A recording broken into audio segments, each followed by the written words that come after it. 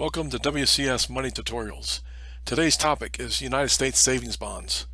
Earn a guaranteed 7.12% interest rate without risk, which is not subject to state or local taxes and may even be free of federal taxes. Savings bonds are issued by the United States government. Interest is added to the bond at the end of each month, much like a savings account, which is why they are called savings bonds.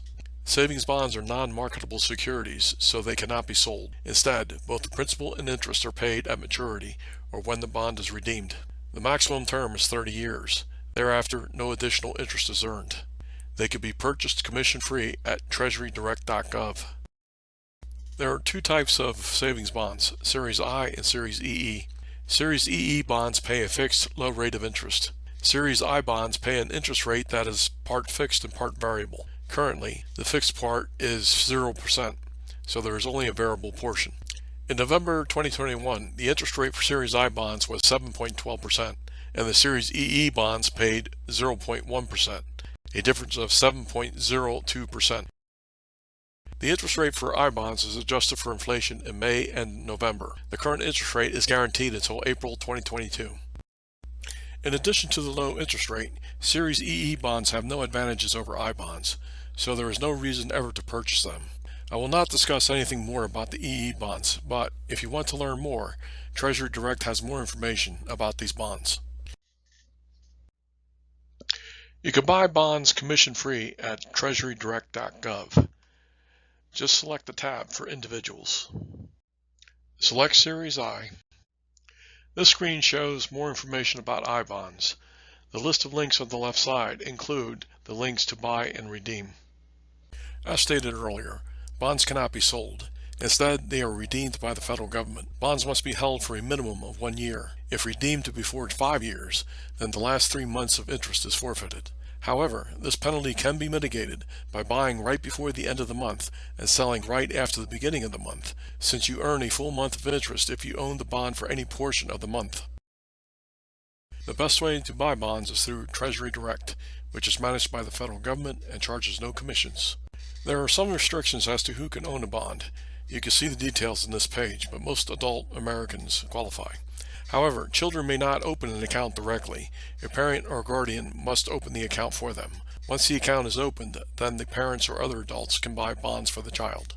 The amount of bonds you may purchase is limited annually, up to $10,000 for electronic bonds and up to $5,000 for paper bonds.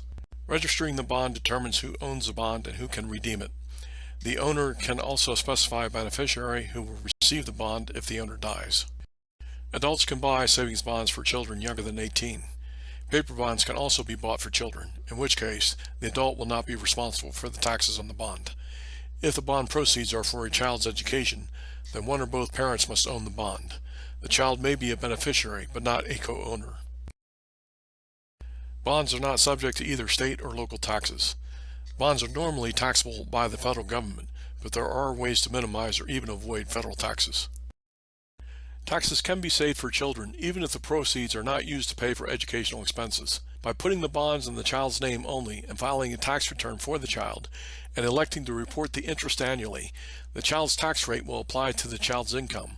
So if it is less than the standard deduction for children with investment income, which is equal to the greater of $1,100 or earned income plus $300, then no return needs to be filed for the child.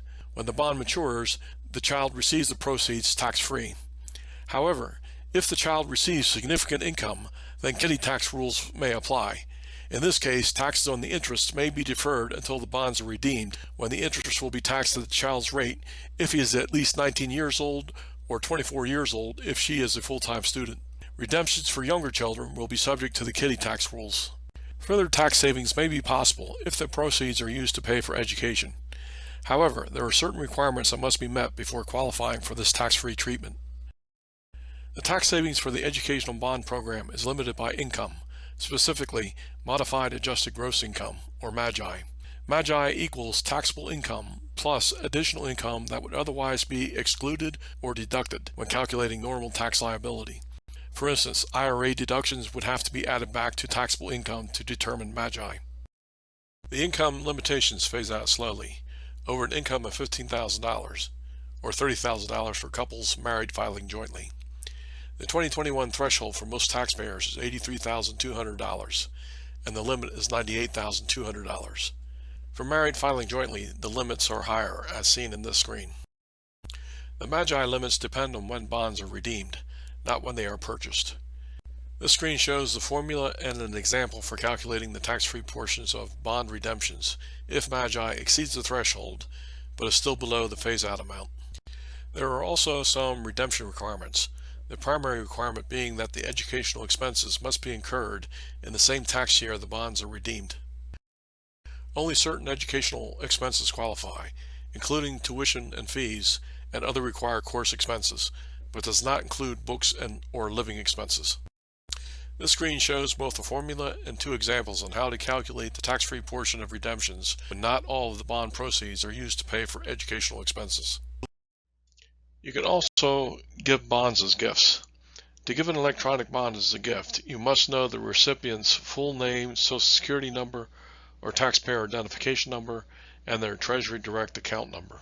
Deliver your gifts with the Treasury Direct tools for giving gifts. Here you can see the screen for the delivery request details. This is the details screen for your delivery request. You can get more information on giving gifts from Treasury Direct. Thank you very much for your time. If you liked my video, please subscribe. I would appreciate any suggestions, so please leave them in the comments below. Check out my website at thismatter.com for more than 850 in-depth fundamental tutorials on personal finance, investments, and economics. Check out my books on money at williamspalding.com. Thank you.